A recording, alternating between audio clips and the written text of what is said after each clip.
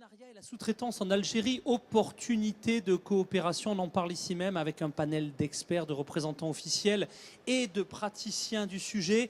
À la tribune, Zaïn Ben Sassi, bonjour. Vous êtes le président de CNC PME. Présentation de votre organisation dans quelques instants.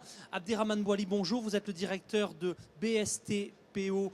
Dans quelques instants, bourse de sous-traitance de partenariat de l'Ouest. C'est votre retour d'expérience dans quelques instants. SGP Equipmab, ici même à la tribune, représenté par Brahim Melouk. Soyez le bienvenu. Ramdam Toukal, bonjour. Vous êtes le directeur des investissements et du partenariat au sein du SNVI. Adel Bensassi, vous êtes le CEO de Somemi. Et donc, présentation dans quelques instants. Et enfin, Tefik Lamrani, vous êtes le technical manager. Eh bien, au sein de Bauméar Compagnie. Votre retour d'expérience à tous les 6 dans quelques secondes. Algérie, acteur dynamique, filière historique aussi de sous-traitance au niveau européen, au niveau du continent africain dans son ensemble, également acteur avec des partenaires au niveau du Middle East, on en parle tout de suite. Alors, pour décrire un petit peu le dynamisme du marché, je me retourne vers vous, Zaïn Ben Sassi, bonjour. Bonjour. Vous êtes donc le président de CNC. Parlez-nous d'abord de votre organisation, tout d'abord, et de la dynamique même du marché algérien. Oui. Alors, le Conseil national consultatif de la PME regroupe toutes les organisations et associations professionnelles. C'est un conseil que je préside et qui prépare des rapports à l'intention du gouvernement pour justement définir certaines priorités ou propositions dans le cadre de la promotion de la PME surtout. Bon, pour revenir au marché, vous savez qu'actuellement, il y a une nouvelle stratégie industrielle qui se dessine. Il y a des opportunités extrêmement importantes. Il y a des possibilités de développer la sous-traitance, soit dans le cadre d'un partenariat ou dans le cadre de la co-traitance aussi. Et vu le développement et vu la nouvelle stratégie industrielle qui va être mise en place, il y aura des opportunités très très intéressantes et importantes. Alors une véritable dynamique, hein. Je crois qu'il y a un historique très fort déjà, notamment bien évidemment dans la filière automobile. Décrivez-nous un petit peu la dynamique actuelle et puis peut-être quelques-uns des projets qui sont en train d'être déployés, Président. Alors d'abord, si on devait faire l'historique, il faudrait que vous sachiez, bien avant l'indépendance, il y avait, disons, un minimum de sous-traitance à travers notamment une unité Renault qui faisait de l'assemblage de la RK Dauphine. Ce sont des anciens véhicules que vous avez connus ou pas connus. Oui, on s'en souvient. C'est vrai que les plus jeunes, en tout cas, n'ont pas connu, c'est certain. Moi, hélas, effectivement, je vois bien ce qu'une Dauphine. Alors, dans les années 70, il y a eu un développement considérable de l'industrie. Il y a eu des pôles industriels qui ont été érigés. Un tissu vraiment dense, industriel dense. Important qui a été érigé dans les années 70 à travers tout le territoire national et qui avait des visées stratégiques à l'époque puisqu'on était dans une politique, disons, socialiste. Donc, ce sont des projets étatiques. Des projets d'État, voilà. Projets d'État, surtout. Le privé n'était pas tellement concerné. Par contre, dans les années 88-90, il y a eu cette ouverture, ce changement de politique qui fait que le secteur privé a été admis, autorisé à investir ces domaines. Il y a actuellement une politique qui a été mise en place et érigée à travers une stratégie industrielle.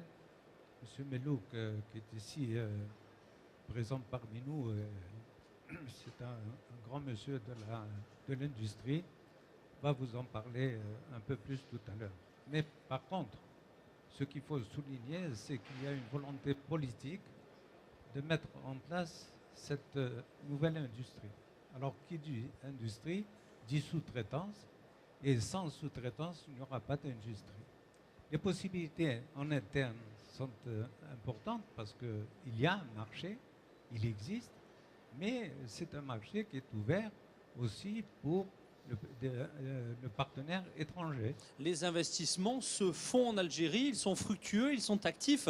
Ah, on en parlera dans quelques instants avec des retours d'expérience très, très opérationnels et une convention de partenariat. Alors, non seulement ils sont actifs, mais il y a un dispositif extrêmement intéressant pour leur accompagnement. Il y a des facilitations, il y a des incitations.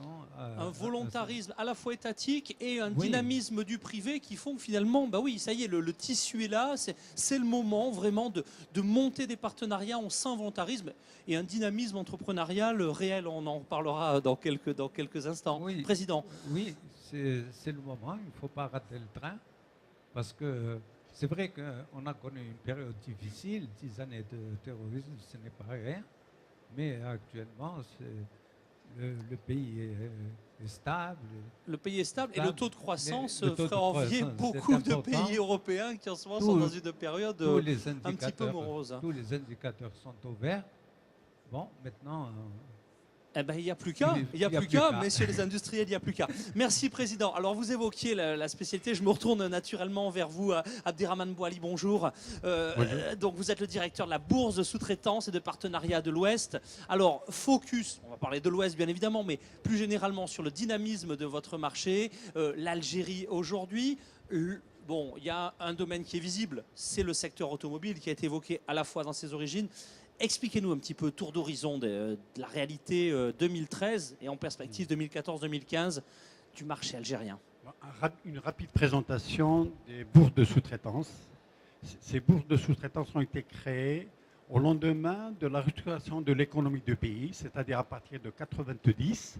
Et ce réseau de bourses qui, entre parenthèses, sont membres du Conseil national consultatif des PME, ils sont en même temps constituent la cellule de sous-traitance et de partenariat de ce même conseil. Donc vous voyez un peu, il y a une coordination qui se fait automatiquement. Donc nous avons 4 bourses. Une qui a été créée, la première, c'est celle d'Alger en 1991, qui a l'ancien algérois. Celle de Constantine qui a été en seconde, elle a été créée en 1993. Donc elle prend un peu tout l'Est. Ensuite, nous avions les années de Braise, tout le projet ONUDU, etc., tout a été arrêté. Et ensuite, on a repris en 97. Le 9 novembre, on a créé la Bourse de l'Ouest, à Oran, dans le siège est à Oran. Et nous avons la Bourse du Sud, qui est à Rardaya, qui a été créée en mars de 98. Et je dis pour la Bourse du Sud, malheureusement, elle a un territoire qu'elle couvre de 2 millions de kilomètres carrés. Oui, là, c'est... Les missions... C'est alors ce que je dis, les bourses de sous-traitance, c'est des interfaces. Elles sont là pour développer la sous-traitance. C'est un point d'entrée opérationnel pour sous-traiter. Donc là, le message est clair pour les acteurs industriels et donneurs d'ordre. Des points d'entrée structurés, clairement identifiés par territoire. C'est bien ça. Absolument, oui. Ok, c'est la première partie de ma question. La seconde, c'est un petit peu les secteurs en général. Parlons évidemment du secteur automobile, mais d'autres, aidez-nous un petit peu à y voir plus clair sur ce territoire. Si vous voulez, nous sommes des organisations professionnelles. Nous avons des entreprises. On est dans une situation, on doit mobiliser le maximum d'entreprises dans tous les secteurs.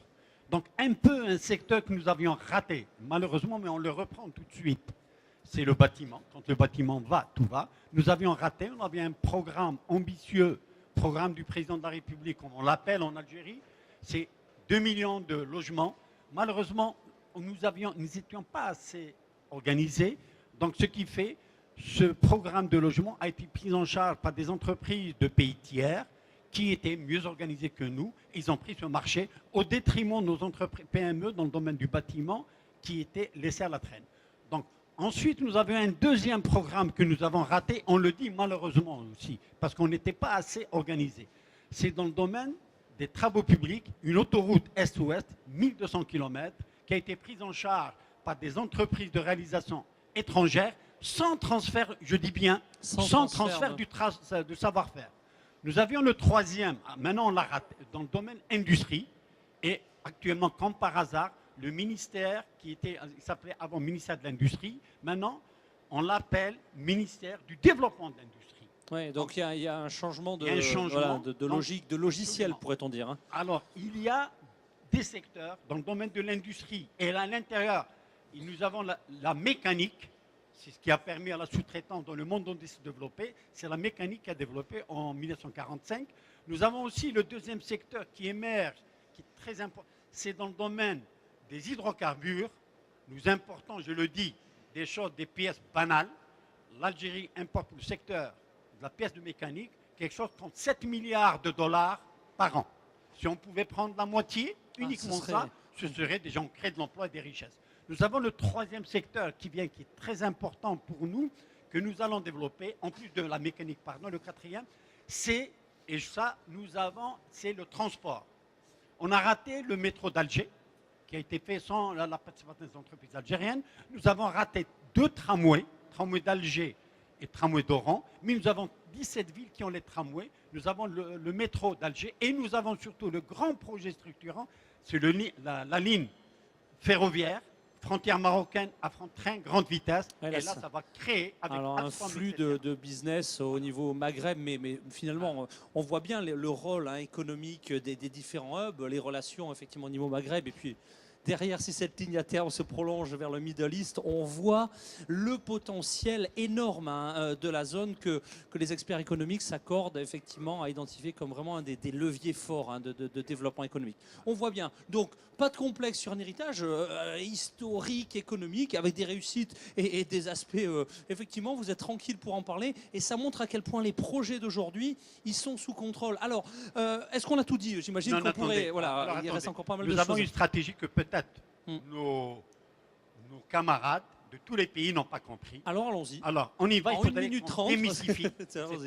On est de ceux, nous avons notre stratégie, c'est que le partenariat dans le domaine de la sous-traitance et dans le développement de l'industrie, nous faisons appel au partenariat. On n'a pas toute la technologie, on n'a pas le savoir-faire. Donc, on fait appel à des entreprises de pays tiers qui veulent venir chez nous travailler, mais dans un cadre de transfert du savoir-faire. Ça peut être aussi dans le cadre de la technologie, dans le cadre, etc. Mais dans le cadre de la règle qui est elle a un peu choqué certains.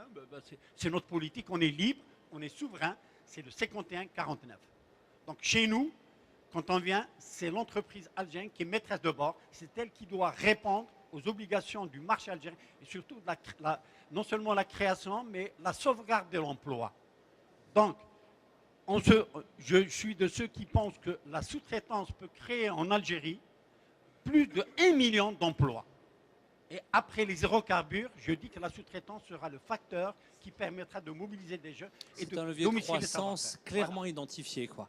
Très très bien, merci beaucoup pour ce focus. Alors, on parlait effectivement de dynamique et de nouvelles expériences. Parlez-nous un petit peu de convention de partenariat. Vous nous avez préparé. C'est vous qui avez, Abderrahmane Bouali, vraiment réuni le plateau. Présentez-nous les 4 invités qui nous ont rejoints et pourquoi sont-ils autour de ce plateau? Qu'est-ce qu'ils illustrent? Et je leur passerai ensuite la parole. Bon, dans cette dynamique, là, on a vu avec les gens du Midest, on voulait que cette année qu'il y ait eu du concret. Parce que mes exposants, quand ils viennent, très souvent, ils n'avaient pas de contact, ils n'avaient pas... Bon, c'est-à-dire qu'une entreprise qui ne réalise pas au moins 4 contacts intéressants considère sa participation comme nulle. Donc, cette année, on a travaillé avec, pour les B2Fair, via le Midest. Donc, on avait avec la Chambre de commerce du Grand-Duché de Luxembourg et on a eu des rendez-vous concrets sur la base de demandes d'entreprises algériennes. C'est un travail phénoménal que fait la Chambre de commerce de Luxembourg, que l'on suit à Hanovre, ici même, etc. C'est véritablement un réseau d'affaires extrêmement puissant. Alors, cette année, pour nous, on n'a pas voulu être très ambitieux. On a ciblé comme secteur, qui est actuellement le secteur qui est pour nous le très important. Il peut créer la sous-traitance. C'est la mécanique. Donc la mécanique, nous avons ici parmi nous M. Melouk Brahim. C'est le cadre dirigeant de la société de gestion de participation étatique qui dépend de l'État et qui regroupe toutes les entreprises publiques du secteur de la mécanique. Alors je me retourne vers vous. Ensuite, oui. Alors ensuite, j'ai quelqu'un, le moteur aussi, c'est la Société nationale des industries des véhicules industriels, Monsieur Toukal, qui est directeur de la partenariat. Ils ont un projet important et ils font partie de l'équipe projet Renault Algérie, entre autres, parce que Renault, c'est une petite chose avec tout le plan de chasse qui est européen. Donc ceux-là, ils sont là. Bon, pour parler un peu en tant que donneur d'ordre, qu'est-ce qu'ils offrent?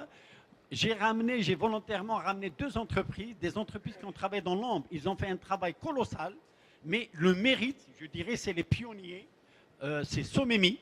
Ils font un travail de sous-traitance en termes d'import et d'export. Personne ne le sait, même en Algérie, on ne le sait pas. On ne sait pas communiquer, donc on apprend à communiquer.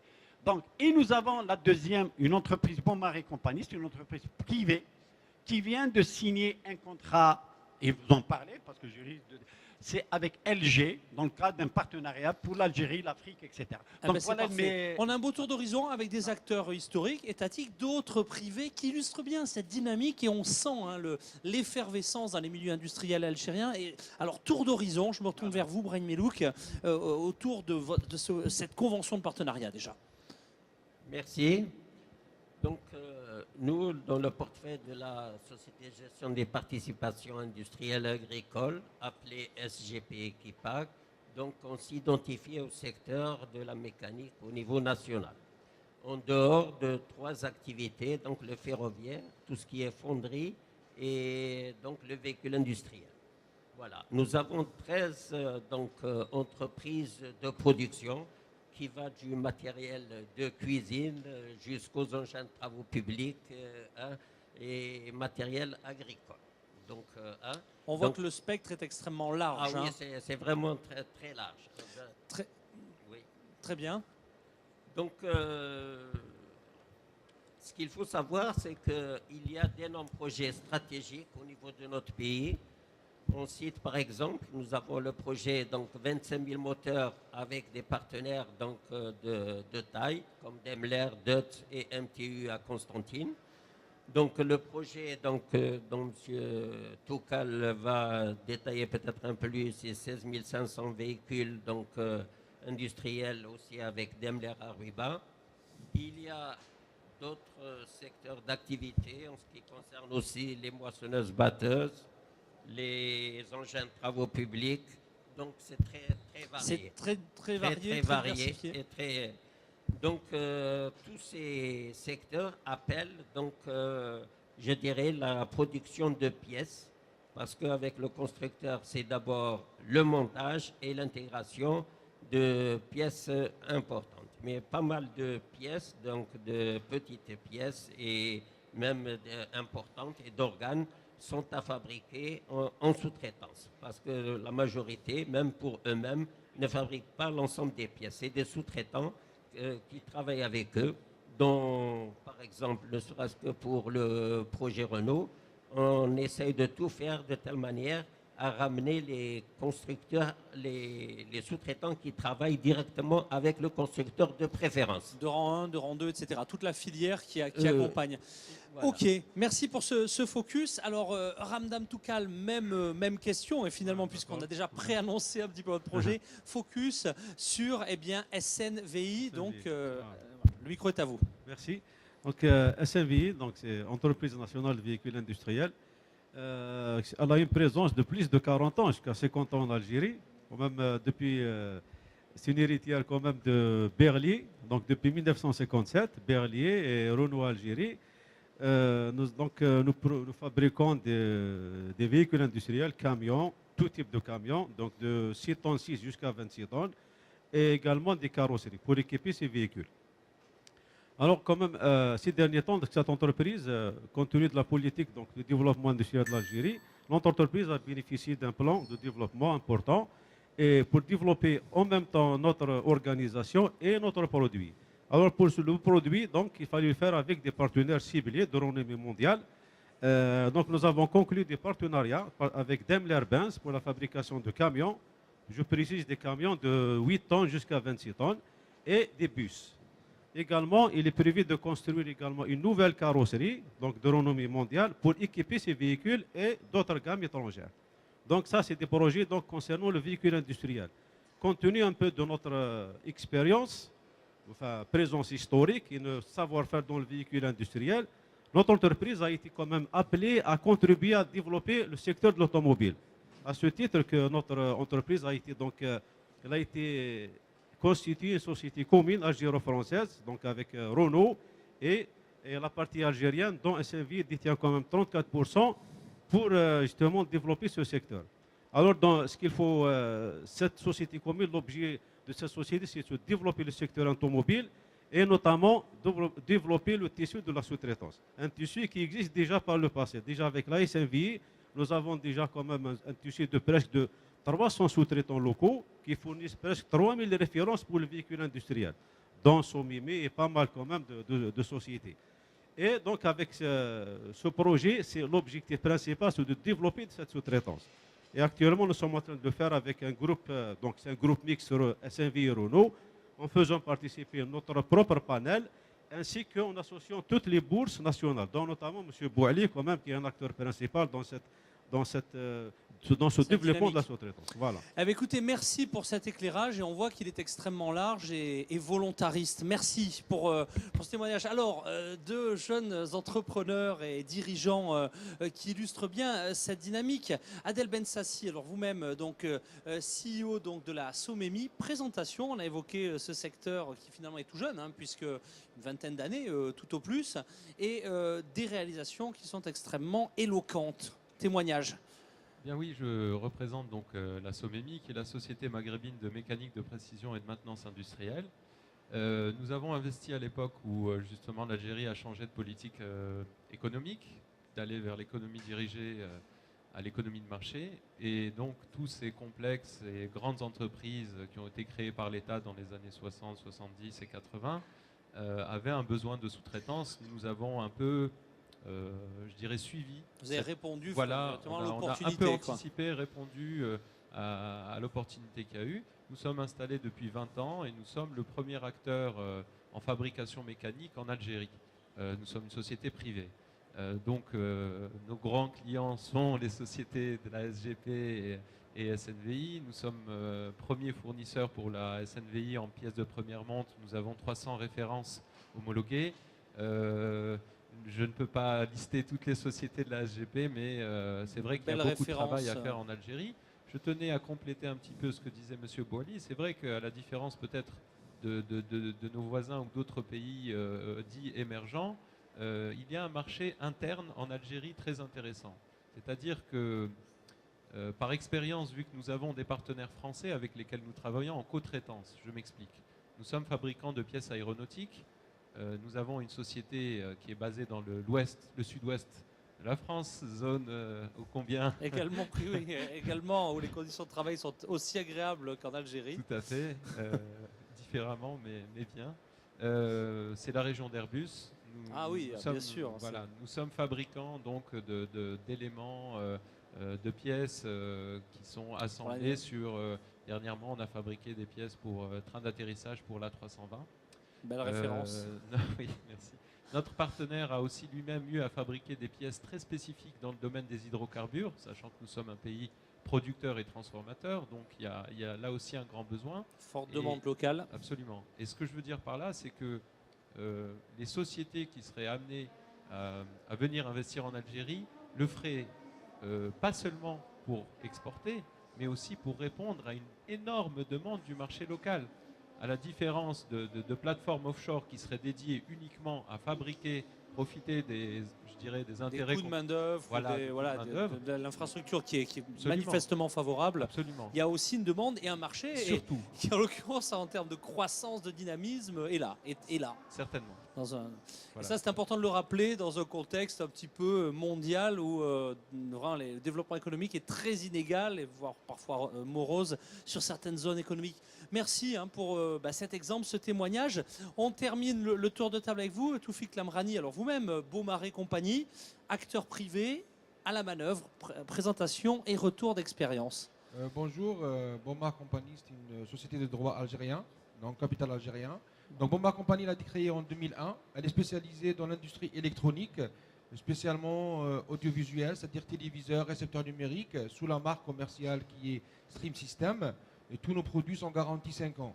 On a commencé à investir dans les outils de production, parce qu'au passé, on ramenait des produits plus ou moins en escadé, c'est-à-dire on faisait que le montage chez nous. Et l'idée émanait en 2006 pour commencer à faire du CKD et un transfert de savoir-faire. Remontant sur la chaîne de valeur. Sur la chaîne de valeur, voilà, c'est ça. Donc ça a été fait depuis 2006 à aujourd'hui. Et là, aujourd'hui, on a deux entités. Une entité grand public qui est le Stream System, qui est le produit grand public électronique. Et on a une entité sous-traitance avec laquelle on a commencé déjà à travailler. Et cette année, on vient de signer un grand contrat de sous-traitance avec LG Electronics International. Alors on le salue, on l'a évoqué brièvement, Voilà, mais c'est donc, évidemment c'est, une oui, référence avec absolument. des process industriels Absolument, et des process qualité qui sont absolument, plus que costauds. absolument. On a dû envoyer nos ingénieurs. Il y a eu un transfert de technologie déjà tout d'abord. Donc Bomar Company a profité d'un transfert technologique, d'une mise à jour de ces outils de production, comme vous l'avez si bien dit tout à l'heure, surtout ces outils de qualité, parce qu'il fallait vraiment, ils sont très très très exigeants sur la qualité des produits. Et là, on comprend si bien pourquoi ils sont parmi les leaders mondiaux dans la filière. Et là, Bomar Company déjà elle a acquis un savoir-faire, mise à jour ses connaissances en hardware, c'est-à-dire en équipement, et en software, en savoir-faire. Et là, c'était le 10 novembre exactement qui est sorti le premier téléviseur LG Algérie, fabriqué dans une usine algérienne avec un savoir-faire algérien, avec des employés algériens à 100%. Et nous, on est très ambitieux aussi, c'est-à-dire que c'est notre 6e participation au niveau du Midest. On venait en tant que visiteur. Après cela, avec l'État algérien et surtout l'aide de l'État algérien qui nous aide aussi pour ce type de salon. Et l'appui des bourses de sous-traitance, parmi lesquelles la bourse de sous-traitance Ouest et Centre, représentée par M. Laïb et M. Bouali, on a pu participer fidèlement à ce salon. Je pense qu'aujourd'hui, Bomar Company a une carte de visite. Bomar Company a un outil de production évolutif, technologique, de qualité aux normes internationales. Tous nos produits sont déjà marqués CE qui sont prêts à l'export, garantie 5 ans, savoir-faire acquis. Maintenant, le partenariat existe, le savoir-faire existe. On attend les marchés adéquats à nos ambitions et à nos savoir-faire, avec un plan de charge qui est assez conséquent, à raison de 60 000 téléviseurs mensuels, 720 000 annuels, et avec un investissement planifié à 13 millions d'euros pour les 3 années prochaines, Inch'Allah. Pour les acteurs comme moi qui ont l'occasion d'aller en Algérie ou plus généralement, plus globalement au Maghreb, on est, je le dis en conclusion de ce rendez-vous, les dirigeants européens ont parfois voilà, une image éloignée et se rendent vraiment peu compte du dynamisme actuel de la zone, avec une jeunesse qui entreprend, avec des infrastructures qui sont au rendez-vous. Et vraiment, mesdames et messieurs les industriels, je pense que cette rencontre et cet échange vous a permis de prendre conscience vraiment des projets, de cet dynamisme, et qu'on sera vraiment ravis de suivre, je l'espère, lors des prochaines éditions à la tribune de Midest TV. Il nous reste vraiment 40 secondes. Zain Bensassi, en conclusion des conclusions et en 40 secondes, un dernier mot peut-être pour conclure nos échanges. Oui, ce qui manque en définitive, c'est la communication. Le marché algérien est très mal vendu, il est mal connu. Et compte tenu de la dynamique et de l'importance de ce marché, ce serait dommage que nos partenaires, notamment européens et français, ne puissent pas s'investir un peu plus. Ou la sous-estime. Ça, ce serait bien. Eh ben, je pense que c'est une très très belle conclusion. Merci Zain Bensassi, merci à tous les 6 d'avoir participé à cette émission. Merci à vous d'y avoir assisté nombreux ici même au sein du Midest. Et merci à vous qui suivez depuis le démarrage de Midest, très nombreux sur le portail B2Fair et ceux des partenaires. L'ensemble de nos émissions. À très bientôt à l'antenne de Midest B2Fair TV. Au revoir.